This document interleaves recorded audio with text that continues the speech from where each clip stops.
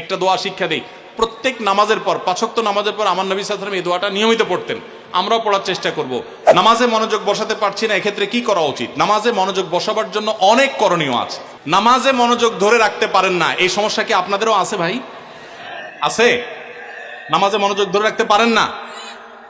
আজকে আমি আপনাদেরকে নামাজে মনোযোগ ধরে রাখার জন্য কয়েকটা টিপস, কয়েকটা পরামর্শ দিয়ে যেতে চাই, এবং আমি নিজে এগুলোর উপরে আমল করে আলহামদুলিল্লাহ ফল পেয়েছি, পরীক্ষিত। এরকম আমলগুলোর মধ্যে 1 নম্বর হলো, ভালো করে শুনেন, 1 নম্বর হলো চোখের হেফাজত করবেন। চোখের, মোবাইলে বা বিভিন্নভাবে চোখ দিয়ে হারাম জিনিস দেখেন, মেয়েদের ছবি দেখেন, ফিল্ম দেখেন, নাটক দেখেন, বিভিন্ন হারাম জিনিস দেখেন, এটা আপনি বন্ধ করেন।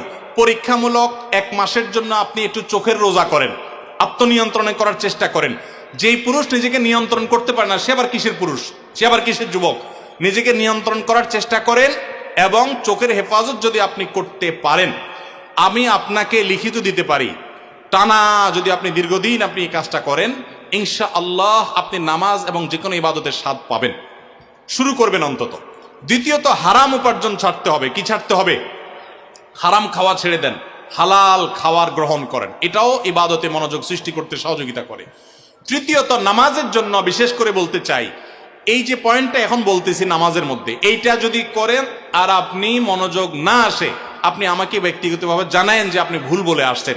আমি আলহামদুলিল্লাহ এটার উপরে নিজে 100% উপকারিতা পেয়েছি, অনেককে পরামর্শ দিয়ে তাদের মধ্যে উপকারিতা পেয়েছি। সেটা হলো নামাজের টাইমিংটা বাড়িয়ে দেন, অর্থাৎ দীর্ঘ সময় নিয়ে নামাজ পড়েন। আপনার 4 রাকাত নামাজ পড়তে 5-6 মিনিট সময় লাগে, বা 6-7 মিনিট সময় লাগে, আপনি এটাকে ডাবল করে দেন, এবং সূরা ফাতিহা পড়ে একটু অপেক্ষা করে অন্য সূরা পড়েন, একটু সময় নেন। একইভাবে রুকুতে গিয়ে একটু লম্বা সময় ধরে তাসবিহ, সাধারণত আপনি 3 বার তাসবিহ পড়েন, এবার আপনি 6 বার 7 বার পড়েন, 9 বার পড়েন, আরো বেশি করে পড়েন, একটু সময় বেশি নেন। রুকু থেকে উঠেই আবার সিজদা যান সব সময়, আজকে সেটা করেন না।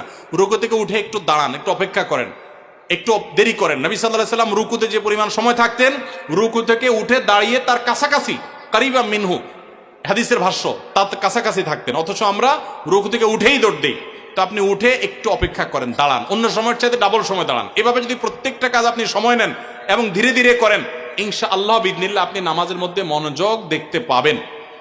3টা গেল। 4 নম্বর হলো নামাজের মধ্যে যে সূরা কেরাতগুলো পড়েন, এই যে আজকে আমরা 3 কুল সম্পর্কে আপনাদেরকে বললাম, নামাজের দোয়াগুলো, সূরাগুলো, কেরাতগুলো, এগুলোর অর্থটা বোঝার চেষ্টা করবেন, তাহলে নামাজের ভিতরে ওই অর্থের কথা আপনার মাথায় আনতে পারবেন, আপনার মনোযোগ ধরে রাখতে পারবেন।